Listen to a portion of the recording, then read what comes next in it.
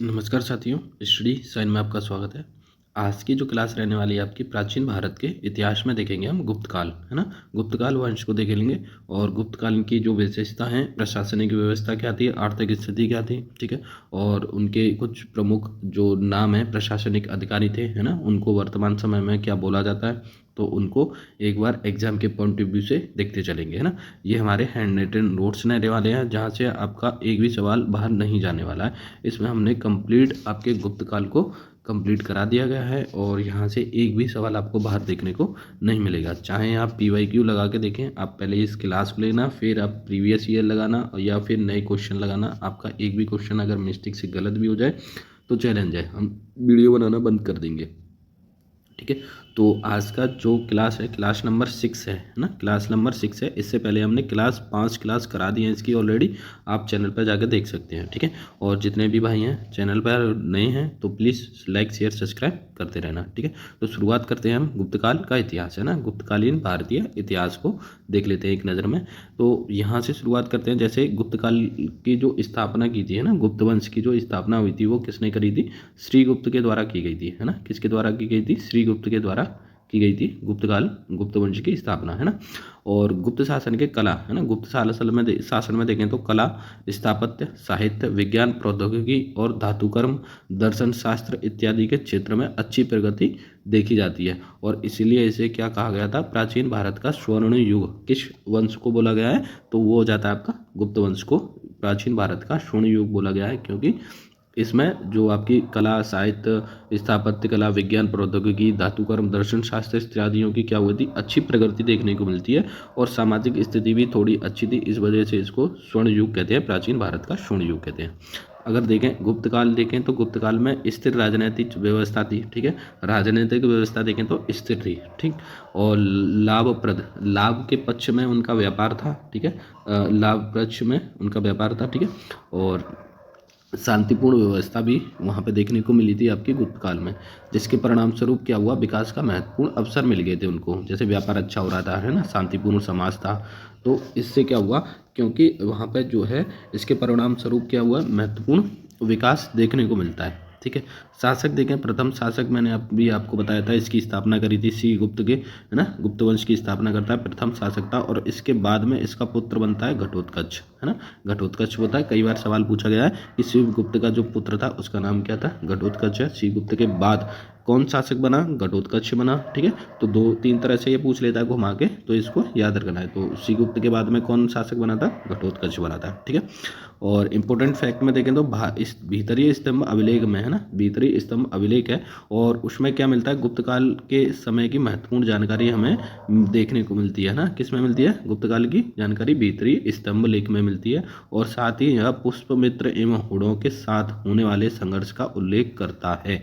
तो यहाँ से सवाल देखने को मिलता है आपको, जैसे यहाँ से सवाल पूछ लेगा कि गुप्त काल के विषय में हमें जानकारी किस अभिलेख से देखने को मिलती है, तो भीतरीय स्तंभ अभिलेख से हमें गुप्त काल के शासन के बारे में जानकारी मिलती है, महत्वपूर्ण जानकारी मिलती है। साथ ही पुष्पमित्र शुंग, पुष्पमित्र और हुण, है ना, पुष्पमित्र शुंग और हुणों के साथ जो संघर्ष थे, है ना, उनका उल्लेख हमें किस अभिलेख में देखने को मिलता है, तो वो राइट आंसर हो जाएगा आपका भीतरी स्तंभ लेख में आपको ये जानकारी मिलती है। पुष्पमित्र शुंग और हुणों के साथ में गुप्त शासकों के संघर्ष की जो जानकारी मिली है वो भीतरी स्तंभ अभिलेख में मिलती है, ठीक है।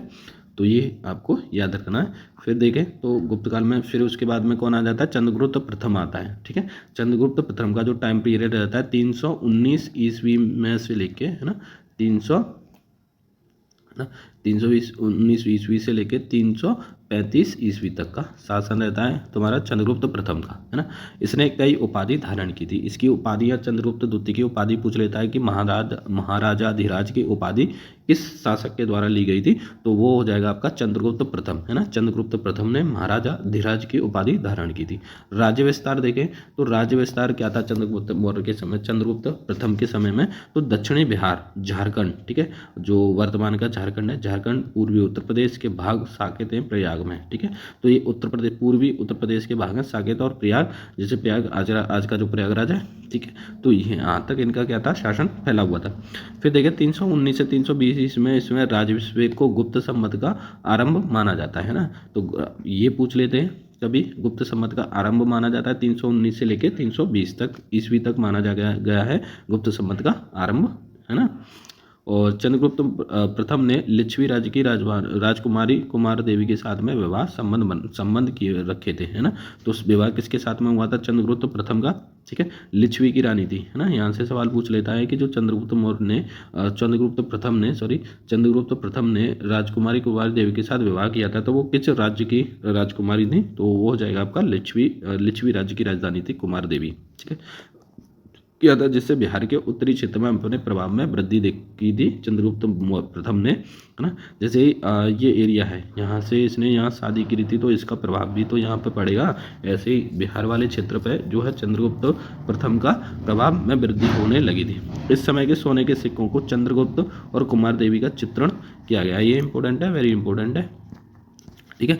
तो यहाँ स्टेटमेंट के तौर पर अगर पूछ लेगा तो ये पूछ सकता है कि किन सोनों पर के जो आपके गुप्त काल के जो सोने के सिक्के थे उन पर किन के चित्र देखने को मिलते हैं? तो चंद्रगुप्त प्रथम और कुमार देवी उनकी पत्नी के चित्र जो हैं देखने को मिलते हैं, ठीक है।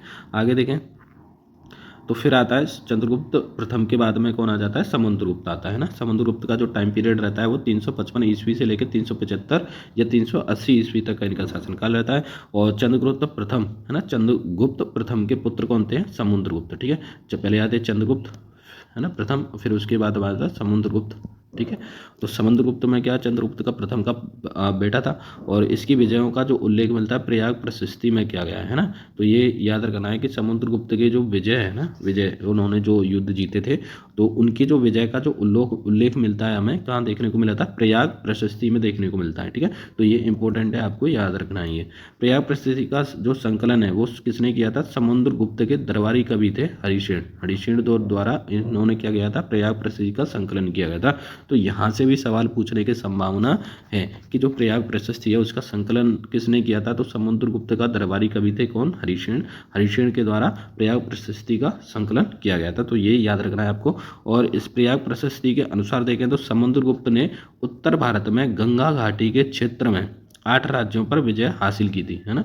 तो 8 राज्यों पर हासिल की थी प्रयाग प्रशस्ति में, ये बताया गया है, ठीक है। तो ये हमें याद रखना है, ठीक है। दोनों पॉइंट याद रखना है। क्या क्या आपका ये जो प्रयाग प्रशस्ति है उसका जो उल्लेख मिलता है ना, इसकी विजयों का उल्लेख समुद्रगुप्त की में वो किस में मिलता है? प्रयाग प्रशस्ति में मिलता है। अगर प्रयाग प्रशस्ति का जो संकलन है वो किसके द्वारा किया गया था? तो समुद्रगुप्त का दरबारी कवि था कौन? हरिशेन के द्वारा प्रयाग प्रशस्ति का संकलन किया गया। अगर प्रयाग प्रशस्ति के अनुसार उसमें क्या लिखा हुआ है? तो समुद्रगुप्त ने उत्तर भारत में गंगा घाटी के क्षेत्र में 8 राज्यों पर विजय हासिल की, ये उसमें उल्लेखित किया गया है किसमें? प्रयाग प्रशस्ति अभिलेख में, ठीक है। तो ये याद रखना है, बहुत इंपॉर्टेंट है। फिर आता है आपका समुद्रगुप्त ने दक्षिणापथ अर्थात दक्षिण भारत के 12 राज्यों पर विजय प्राप्त की, ठीक है। तो दक्षिणापथ अर्थात दक्षिण भारत के 12 राज्यों पर क्या है? समुद्रगुप्त ने क्या है आपकी विजय प्राप्त कर लेता है, पराजित कर देता है उनको, लेकिन उनको वापस कर दिए थे उनके राज्य, है ना। जीतने के बाद जो भी राज्य थे उन्होंने जीते थे दक्षिण भारत में, वो उनको जीतने के बाद वापस कर दिए गए, ठीक। तो ये याद रखना है आपको।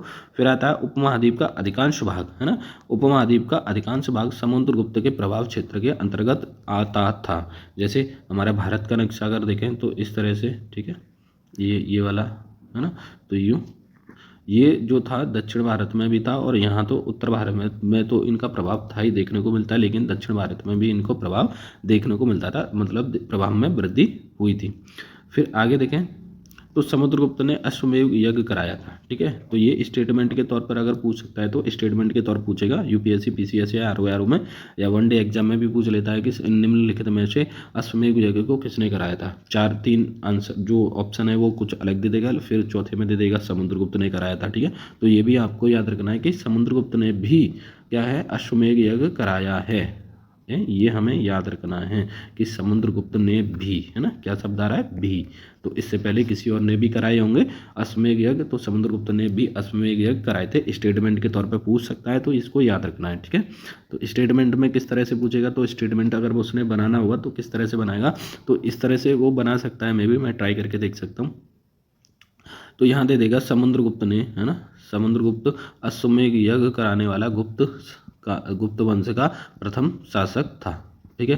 तो स्टेटमेंट क्या होगा, सही होगा, क्योंकि गुप्त वंश में अश्वमेध यज्ञ कराने वाला एकमात्र कौन है, समुद्रगुप्त है। ठीक है, तो ये याद रखना है। फिर आते हैं आपके सिक्के। सिक्के देखें तो सिक्के क्या थे, सिक्कों की अगर देखें स्थिति देखें तो गुप्त काल में सिक्कों की स्थिति थी, अश्वमेध सिक्के एवं वीणा सिक्के चलाए गए थे। तो दोनों पॉइंट याद रखना है ना, हमें याद रखा, हम ज़्यादा मोस्टली याद रखते हैं वो वाले सिक्के जिन पे वीणा बजाते हुए है समुद्रगुप्त। ठीक है, और इससे और इसको देख लेते हैं, वैसे वीणा चलाए थे, और ये आ जाए अश्वमेध यज्ञ है ना, ये अश्वमेध सिक्के भी चलाए थे और वीणा सिक्के भी चलाए थे, जिन पर समुद्रगुप्त की वीणा बजाते हुए तस्वीर हमें देखने को मिलती है, चित्र में देखने को मिलता है। तो दोनों याद रखना है, अश्वमेध सिक्के वीणा सिक्के चलाए गए थे, जिन पर समुद्रगुप्त द्वारा वीणा बजाते हुए दिखाई गया है, किसको, समुद्रगुप्त को। अब देख लेते हैं समुद्रगुप्त की कुछ चीज़ें, जैसे समुद्रगुप्त एक विजेता कहा गया है ना, कविता संगीतज्ञ था, विद्या का संरक्षक था, है, इलाहाबाद प्रयागराज स्तंभ में इसे धर्म प्रचार बंधु है ना कहा गया है। तो ये वाला पॉइंट भी आपका इंपॉर्टेंट हो जाता है कि धर्म प्रचार बंधु किस शासक को बोला गया है, तो आपको ये आंसर देना होगा, समुद्रगुप्त को बोला है ना। इसको विजेता भी बोलते थे, कवि भी था, संगीतज्ञ था और विद्या का संरक्षक भी था। इलाहाबाद प्रयाग प्रसंग में इसे धर्म प्रचार बंधु कहा गया था। और यहाँ देखें तो समुद्रगुप्त को भारत के नेपोलियन के रूप में भी जो उपाधि है वो भी प्रदान की गई है। तो ये हमें याद रखना है, ये वनडे एग्जाम में पूछ लेता है मोस्टली कि जो है नेपोलियन की उपाधि किसको प्रदान की गई है, तो वो हो जाएगा आपका समुद्रगुप्त हो जाएगा। ठीक है, फिर आगे देख लेते हैं, ये पूरे आपके जो हैं इम्पोर्टेंट हैं। अगर आप इसकी जो प्रैक्टिस सेट भी लगाओगे ना, प्रैक्टिस सेट भी लगाओगे अगर इन नोट्स को पढ़ने के बाद में, तो एक क्वेश्चन आपका छूट नहीं सकता, सारे के सारे आपके क्वेश्चन लगेंगे। और इसमें हम ऐड ऑन करने वाले हैं, ऐड ऑन करेंगे हम जो जितने भी PYQ बने हुए हैं है ना, जो हम कवर नहीं कर पाए हैं, अगर XYZ छूट गया तो हम उसको ऐड ऑन में रखेंगे। और इसकी जो PDF की जो बुक है ना, PDF जो इसकी जो बुक PDF है वो आप या तो डायरेक्ट चैनल पे जाके ले सकते हैं, अदरवाइज़ वो नहीं करना है तो इसकी जो है बुक की प्रिंटिंग चल रही है। ठीक है, बुक की प्रिंटिंग चल रही है, आप वहाँ से भी इसको परचेज़ कर सकते हो। ठीक, तो ये कोर्स हो जाएगा आपका एसेंट हिस्ट्री, हम प्रोवाइड कराएंगे एसेंट हिस्ट्री का है ना, मॉडर्न हिस्ट्री और आपकी मिडिवल हिस्ट्री। ठीक है, तीनों के नोट्स हम आपको प्रोवाइड कराएंगे, साथ ही ज्योग्राफी के हैंड रिटन नोट्स भी आपको मिलेंगे। तो ये सारा हमारा कोर्स रहेगा, आपको यहाँ से अलावा कुछ भी पढ़ने की ज़रूरत नहीं है, और डायरेक्टली मैं आपको वीडियो में बताता चलूँगा यूट्यूब पे। ठीक है, आप सिर्फ नोट्स पढ़ना, नोट्स के अलावा कुछ भी नहीं पढ़ना, आपके सारे क्वेश्चन सॉल्व होते जाएंगे। आप हमारे चैनल के साथ जुड़ते रहिए। ठीक है, तो आगे देखें, समुद्रगुप्त को जैसे इलाहाबाद प्रयाग प्रसिद्धि धर्म चरम प्रचार बंधु भी कहा गया है, और समुद्रगुप्त ने वसुबंधु है ना, वसुबंधु नामक बौद्ध भिक्षु को संरक्षण दिया था। ठीक है, कौन था, बौद्ध भिक्षु संरक्षण दिया था, वसुबंधु नामक बौद्ध भिक्षु था, उसको समुद्रगुप्त के द्वारा संरक्षण दिया गया है। ये बात हमें याद रखनी है कि समुद्रगुप्त ने किस बौद्ध भिक्षु को जो है संरक्षण प्रदान किया गया था, तो वो था वसुबंधु है ना, याद रखना है, वसुबंधु नाम का क्या था, बौद्ध भिक्षु था। अब आता है चंद्रगुप्त द्वितीय है ना, सेकंड, जिसका टाइम पीरियड रहता है आपका 380 ईस्वी से लेकर 414 ईस्वी तक इनका टाइम पीरियड रहता है चंद्रगुप्त द्वितीय का है ना। समुद्रगुप्त के बाद में कौन आते हैं, चंद्रगुप्त द्वितीय। पहले आते हैं आपके श्रीगुप्त, ठीक है, फिर आते हैं आपके चंद्रगुप्त प्रथम, फिर आते हैं आपके चंद्रगुप्त सेकंड, सॉरी समुद्रगुप्त आते हैं बीच में, और फिर उसके समुद्रगुप्त के बाद में आते हैं आपके चंद्रगुप्त सेकंड। ठीक है, ये हमें याद रखना है ना। तो ये आपका टाइम पीरियड हो गया आपका 414 ईस्वी तक इन्होंने शासन किया था, 380 ईस्वी से लेकर 414 ईस्वी तक इन्होंने शासन किया था चंद्रगुप्त द्वितीय ने। ठीक है, चंद्रगुप्त सेकंड ने पश्चिमी क्षेत्र में जैसे गुजरात, काठियावाड़ा और पश्चिमी मालवा क्षेत्र में है ना शकों को पराजित किया था। किन किन जगह पे, गुजरात में भी किया था, काठियावाड़ा और पश्चिमी मालवा क्षेत्र में शकों को पराजित करने वाला कौन था, चंद्रगुप्त द्वितीय था है ना। शकों को पराजित करने के बाद में इसने कौन सी उपाधि धारण कर ली थी, तो विक्रमादित्य की उपाधि धारण करी थी चंद्रगुप्त द्वितीय ने। ठीक है, कई बार सवाल पूछा गया है आपका कि विक्रमादित्य की जो उपाधि धारण की थी वो किस समय की थी, किसको हराने के बाद किए थे, तो शकों को पराजित करने के बाद विक्रमादित्य की उपाधि धारण करता है कौन, चंद्रगुप्त द्वितीय। तो ये हमें याद रखना है, मोस्ट इंपॉर्टेंट पॉइंट है ये है। जो आपका जो लॉन्ग कोर्स बनाते हैं, जैसे लॉन्ग बुक रहती हैं आपको, बहुत सारी थ्योरी रहती है ना, तो थ्योरी को हमने नहीं कवर किया है इसमें, हमने जितने भी उसमें से इंपॉर्टेंट पॉइंट थे वो हमने इसमें निकाल के इंक्लूड किए हैं जो एग्जाम में पूछने लायक थे। ठीक है, ऐसा नहीं है इसमें अगर हम देने को तो बहुत सारा मटेरियल भी दे सकते थे है ना, उससे कोई बेनिफिट नहीं होता, वीडियो लंबी जाती और नोट्स भी लंबे बनते, तो उससे कोई फ़ायदा नहीं था। तो इस वजह से हमने जितना भी आपका काम का जो वीडियो है, जो काम का मटेरियल है, वही हमने इसमें इंक्लूड करा है। आप इसको वीडियो को 1 से 2 बार देखोगे ना, तो आपके पूरे डाउट क्लियर हो जाएंगे, और आपको देखना भी चाहिए। फिर आते हैं आपकी जानकारी देखें तो इसकी जो चंद्रगुप्त द्वितीय की जो जानकारी हमें देखने को मिलती है वो किससे मिलती है? उदयगिरी गुफा है ना, उदयगिरी की एक गुफा है, गुफा अभिलेख है, जो विदिशा मध्य प्रदेश में पड़ती है ना। और एक उदयगिरी पहाड़ियाँ हैं जो कि आपकी उड़ीसा में देखने को मिलती हैं, और सांची है ना, सांची सांची का जो अभिलेख है वहाँ से भी इसकी जानकारी मिलती है। तो जानकारी चंद्रगुप्त द्वितीय की जो जानकारी के जो स्रोत हैं वो कौन से हैं? उदयगिरी का जो गुफा अभिलेख है, ठीक है, वहाँ से, और सांची अभिलेख, दोनों से क्या है जानकारी मिलती है आपकी चंद्रगुप्त द्वितीय की। आगे देखें तो चंद्रगुप्त द्वितीय ने विवाह किया था, है ना। तो यहाँ देखें चंद्रगुप्त द्वितीय का जो विवाह हुआ था वो नागवंश की राजकुमारी कुबेर नागा से हुआ था, है ना। और इसकी जो पुत्री थी प्रभावती गुप्ता थी। ये भी कई बार सवाल पूछा गया है, ये एनटीपीसी में भी पूछा गया था, यूपीएससी में भी पूछा गया है, और यूपीपीसीएस आरओ में कई बार जगह पूछा गया। प्रीवियस ईयर आप उठा के दोगे तो ये सवाल आपको मिलेगा। यहाँ से पूछा गया है ये प्रभावती, जो चंद्रगुप्त द्वितीय की जो पुत्री है उसका नाम क्या था? प्रभावती था, ठीक है। प्रभावती कौन थी? चंद्रगुप्त द्वितीय की पुत्री थी, ठीक है। प्रभावती गुप्त किससे संबंधित है? तो गुप्त वंश से संबंधित थी, ठीक है। और जो प्रभावती थी वो किसकी बेटी थी?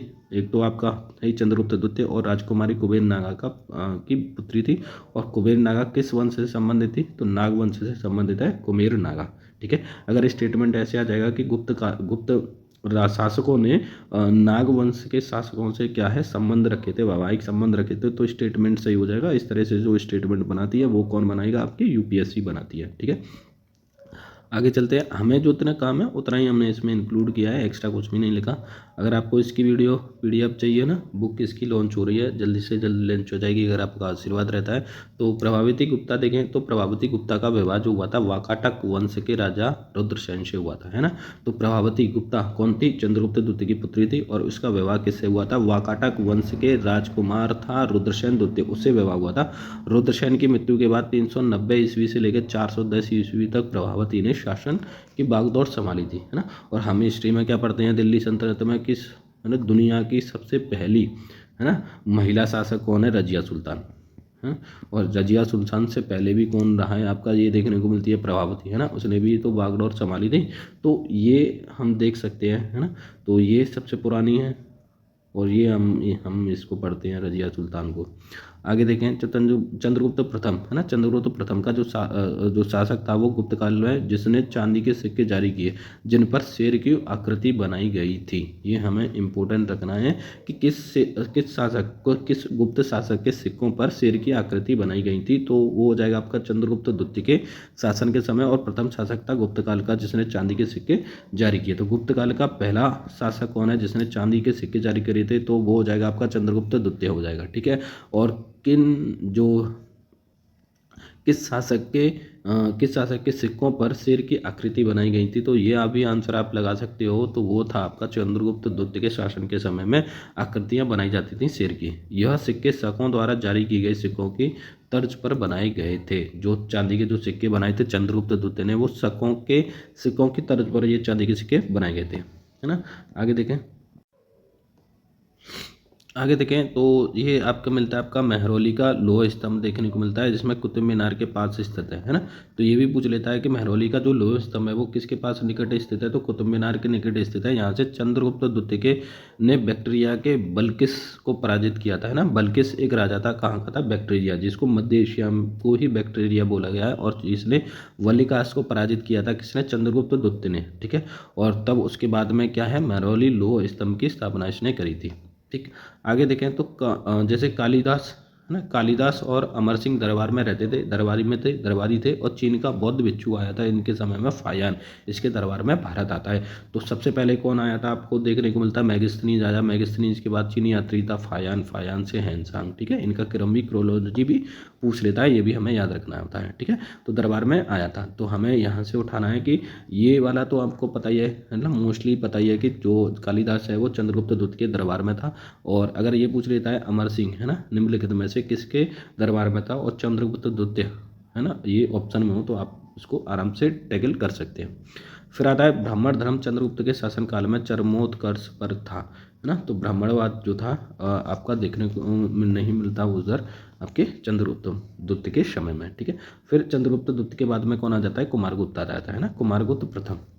चंद्रगुप्त के द्वितीय के बाद में कुमारगुप्त द्वितीय आता है, और जिसमें करमदंड अभिलेख होता है फैजाबाद में, है ना। कौन सा है, करमदंड अभिलेख आपको देखने को मिलेगा फैजाबाद में। इसमें 4 महासागर से घिरी भूमि का शासक कहा गया है। तो ये भी इम्पोर्टेंट हो जाता है आपका, स्टेटमेंट में पूछ लेता है कभी कभी कि जो है 4 महासागरों से घिरी भूमि का जो शासक है उसको किस वंश के लिए, किस शासक के लिए बोला गया है। तो ये आपको आंसर लगाना होगा, कुमारगुप्त प्रथम के लिए ये बोला गया है। मदसौर का जो अभिलेख है पूरी पृथ्वी का शासक बताता है किसको, कुमारगुप्त को। मदसौर वाला अभिलेख है।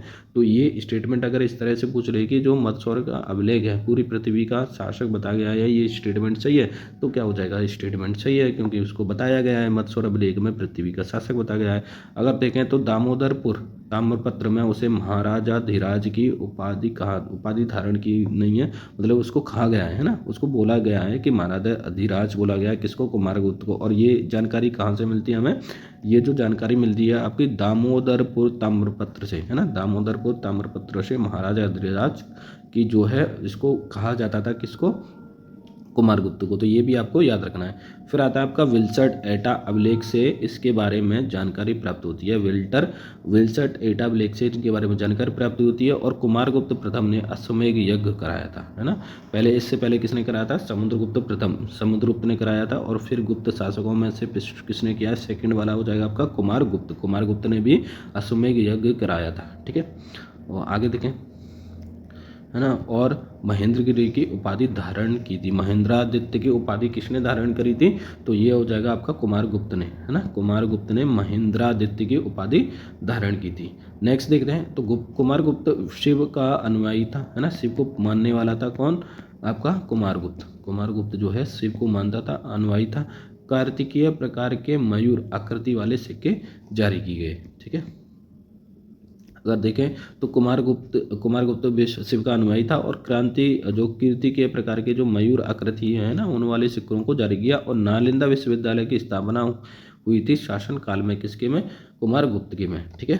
आगे देखें, स्कंदगुप्त आता है, अब आएगा आपका स्कंदगुप्त। स्कंदगुप्त को भी एक बार रीड कर लेते हैं। स्कंदगुप्त था, यह कुमारगुप्त का प्रथम पुत्र था, है ना। प्रथम पुत्र कौन था, कुमारगुप्त प्रथम का पुत्र था कौन, स्कंदगुप्त। हुणों के साथ संघर्ष उन्हें पराजित भी किया था। स्कंदगुप्त ने हुणों के साथ में संघर्ष किया है, साथ ही साथ उनको पराजित भी किया था।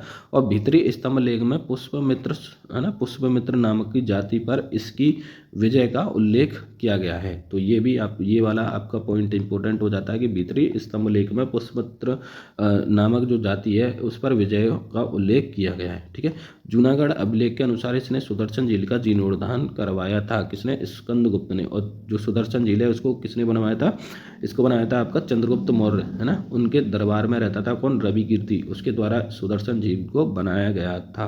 अगर आपने वो वाली वीडियो नहीं देखी है 1 2 3 4 5, तो आप प्लीज़, मैं सजेस्ट करूँगा आप उनको देखो, 1 से 2 बार देखो। आपकी जितनी भी हिस्ट्री है, प्राचीन भारतीय हिस्ट्री है, वो कंप्लीट हो जाएगी, आपको कहीं से भी करने की ज़रूरत नहीं पड़ेगी, ठीक है। यूपीएससी, यूपीपीसीएस, आरओ या ऑल 1 डे एग्जाम वाले भी इसको देख सकते हैं ईजिली। आगे चलते हैं। जूनागढ़ अभिलेख में सुदर्शन झील का जीर्णोद्धार कराया गया था किसके द्वारा, स्कंदगुप्त के द्वारा, ठीक है।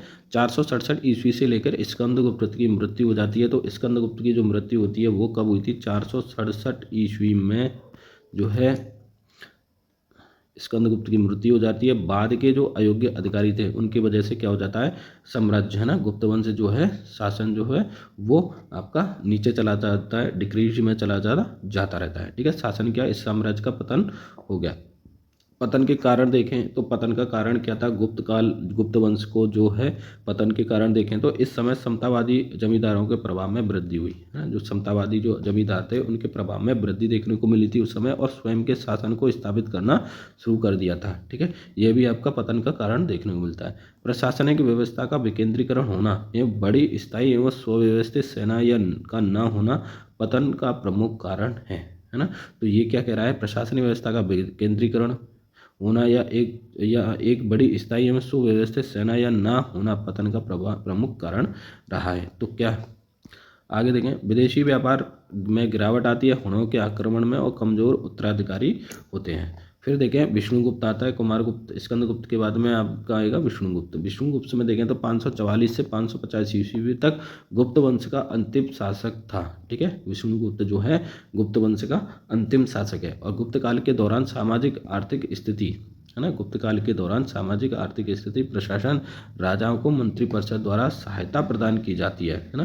प्रशासन देखें तो राजा को मंत्रिपरिषद के साथ में सहायता प्रदान दी जाती है। मुक्ति बात करें प्रांत करें तो विषय प्रांत के छोटे खंड प्रशासनिक इकाइयाँ थी। इनकी अध्यक्षता किसने करी थी? औपरिक एवं विषयपति के द्वारा इनकी अध्यक्षता की गई है। ठीक है, और भुक्ति किसे बोलते थे? प्रांत को भुक्ति बोलते थे और अध्यक्ष को बोलते थे अपरिकर।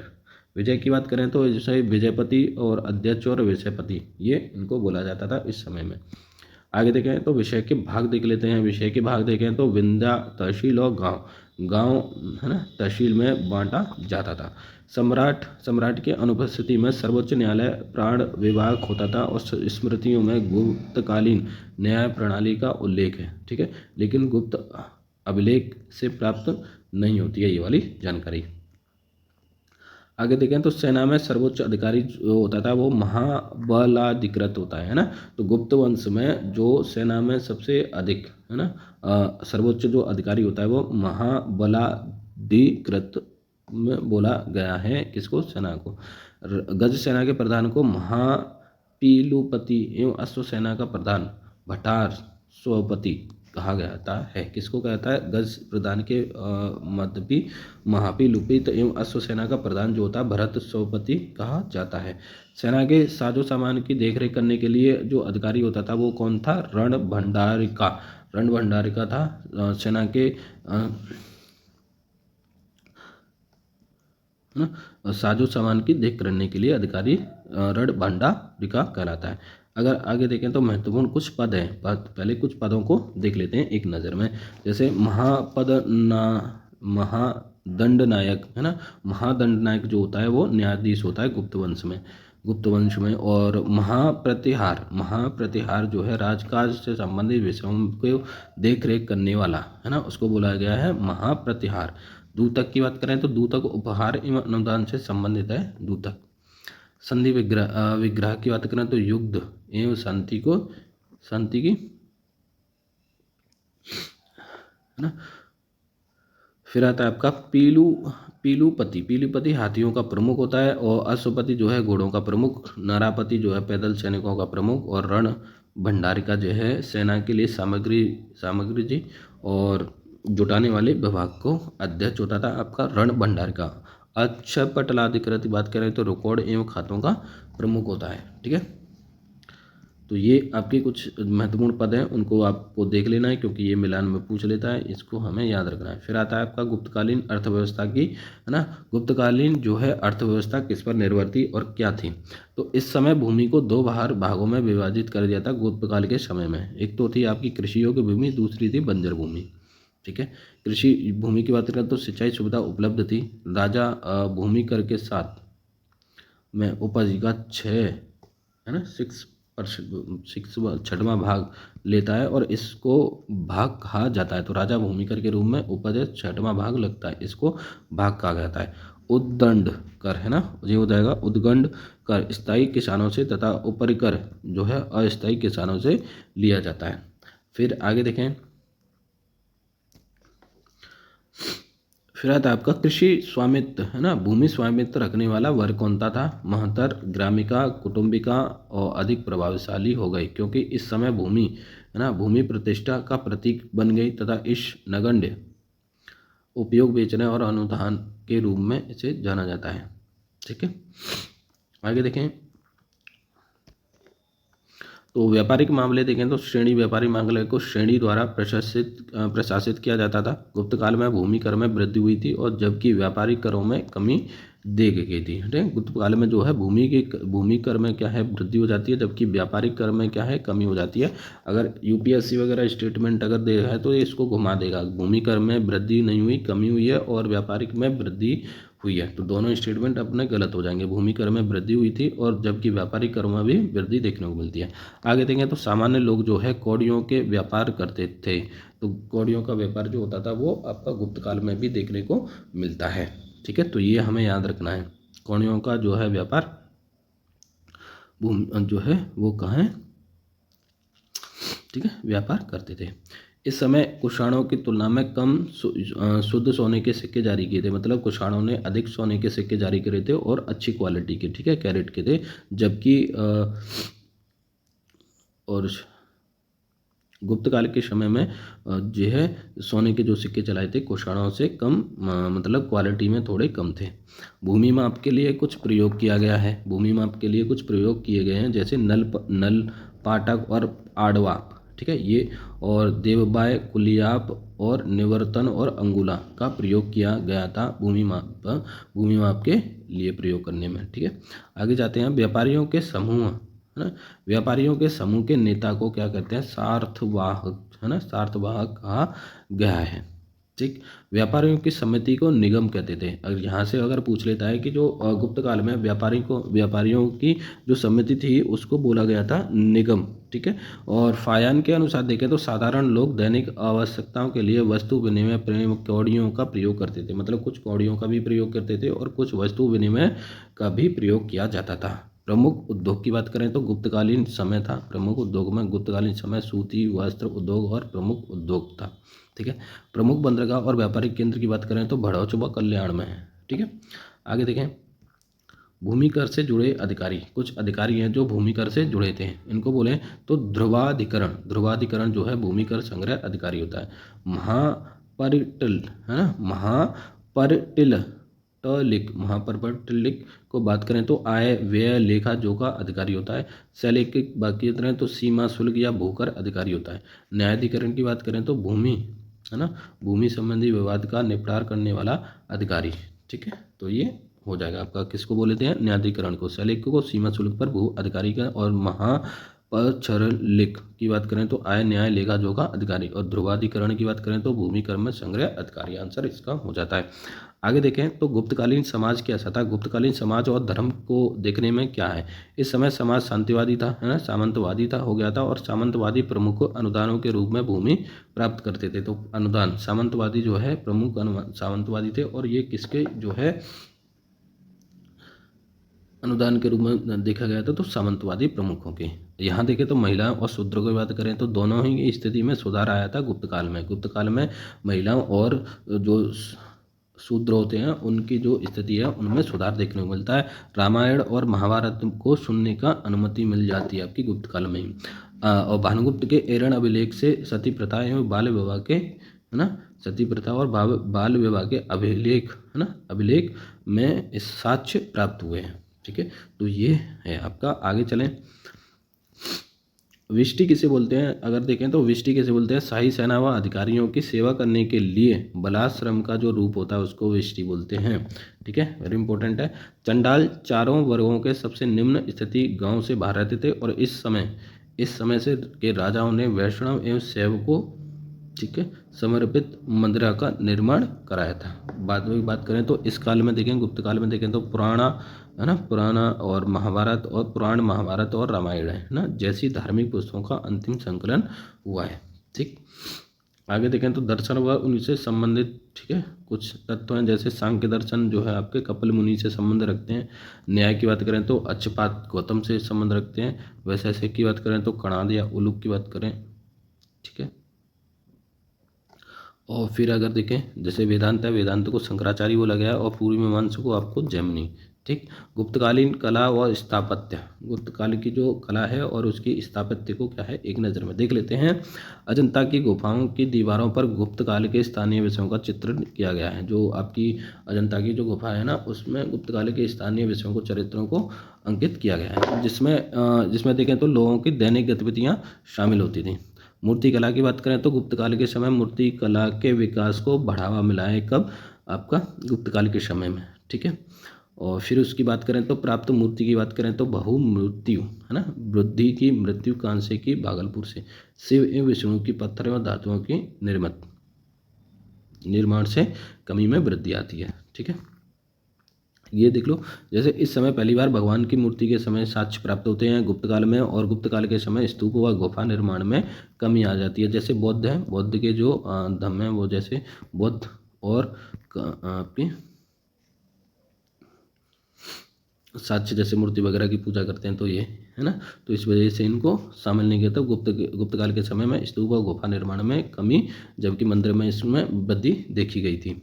फिर देखें तो प्रमुख मंदिर आते हैं, जैसे दशावतार मंदिर है, ललितपुर उत्तर प्रदेश में देखने को मिलता है, कई बार आया हुआ है, इंपॉर्टेंट है, इसको याद रखना है आपको। फिर आता है आपका भीतरगांव का मंदिर, इसे ईंटों का बनाया गया था, कानपुर में, है ना, कानपुर में।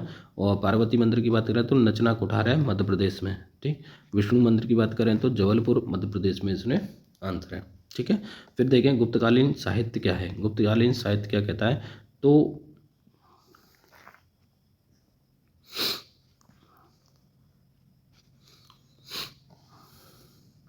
गुप्तकाल के विभिन्न क्षेत्रों में साहित्य के विकास को बढ़ावा मिलता है, जैसे नाटक, कविताएं, धर्म, दर्शन, विज्ञान, गणित, खगोल शास्त्र आदि शामिल होते हैं। चंद्रगुप्त द्वितीय के दरबार में नवरत्न थे, है ना, नवरत्न थे, जिसमें से अमर सिंह और धन्वंतरी, छपड़क, कालिदास और घटपरकर, शंकु, बारहमेहार, वर्चन और बेताल भट्ट थे। गुप्त काल में धर्मशाल, है ना, गुप्त काल के धर्मशास्त्र की बात करें तो नारद स्मृति, है ना, नारद स्मृति, विष्णु स्मृति, बृहस्पति स्मृति, रामायण और महाभारत के कांड, है ना, महाभारत के भाग और भाषा के 12 नाटक, है ना, लिखे गए थे। मेरे बात करें तो गुप्त काल में अधिकांश साहित्य का विकास जो है संस्कृत भाषा में हुआ है। लेखक की बात करें तो कालिदास इसके लेखक थे। साहित्य अभिजान, शकुंतलम, विक्रमावर्ष्य। ठीक है, तो ये एक हो जाएगा आपका। कालिदास ने अगर बात करें तो गुप्त काल के जो अधिकांश साहित्य हैं वो कौन सी भाषा में है, संस्कृत भाषा में, ये याद रखना है। लेखक कौन थे, कालिदास।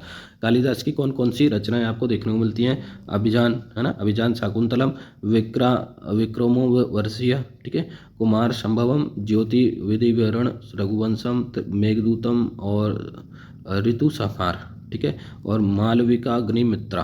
ठीक, तो ये आपके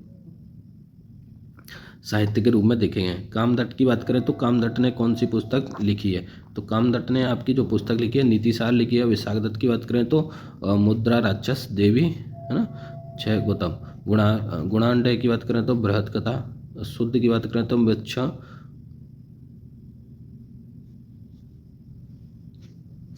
ठीक है, और श्रुश्रुत को बोला जाता है आपका शल्य चिकित्सा पर सुश्रुत संहिता में। ठीक है, शल्य चिकित्सा जो है सुश्रुत संहिता किसने ली थी, सुश्रुत के द्वारा। धन्वंतरी की है आयुर्वेद और अमर सिंह की है अमरकोश। तो दोनों की याद रखना, अमर सिंह अमरकोश से संबंधित है, धन्वंतरी आयुर्वेद से संबंधित, सुश्रुत जबकि है सुश्रुत संहिता से संबंधित है। शूद्र की बात करें तो मृक्ष कटकम, और गुणांडय की बात करें तो बृहत हता।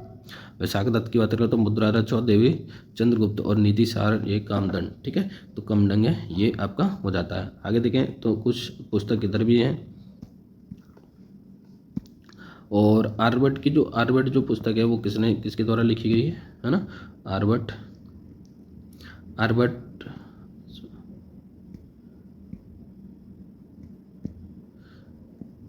ठीक है। आर्यभट्ट की बात करें तो आर्यभट्ट सूर्य मतलब आर्यभट्ट और सूर्य का सिद्धांत इसने दिया था। भास की बात करें तो स्वपन वासवदम, है ना, स्वपन वासवदम इनकी रचना है। बारहमेहर की बात करें तो पंच सिद्धांतिका, बारहमेहर पंच सिद्धांतिका 5 पुस्तक, जिनमें बृहत संहिता सबसे पवित्र होती है, ठीक है, प्रसिद्ध है। तो ये हो गया आपका। आगे देखें, ठीक है, तो गुप्तकालीन की जो व्यवस्था थी वो आपकी समाप्त होती है। आज की क्लास इतनी है, और कल हम लेके आएंगे दक्षिण भारत में हर्षवर्धन, है ना, और कांची के पल्लव, ठीक है, उनकी जो विशेषताएं, राजता, उनके बारे में क्या हमें जानकारी प्रदान करता है, तो वो हम देख लेते हैं एक बार। तो वो हम करेंगे कल की जो वीडियो आएगी उसमें करेंगे। आज की जो क्लास है आपकी इतनी है, ठीक है, तो अभी हम चलते हैं, कल से फिर मिलेंगे आपको। और वीडियो अगर आपको अच्छी लगे तो प्लीज़ शेयर, लाइक, सब्सक्राइब करते रहना, ताकि और भी मोटिवेशन मिले हमें इस तरह की क्लास बनाने का। आपका कोई भी सवाल यहाँ से बाहर नहीं जाएगा, आप एक बार ट्रस्ट करके देखें और नोट्स को देखें। और हमारी पुस्तक जो है जल्द से जल्द रिलीज हो जाएगी आपकी एशियन हिस्ट्री की, वहाँ पर आपको कंप्लीट PYQ के साथ में, है ना, PYQ के साथ में कंप्लीट कोर्स मिलेगा। ठीक, तो आज के लिए बस इतना ही। थैंक यू, धन्यवाद, बाय।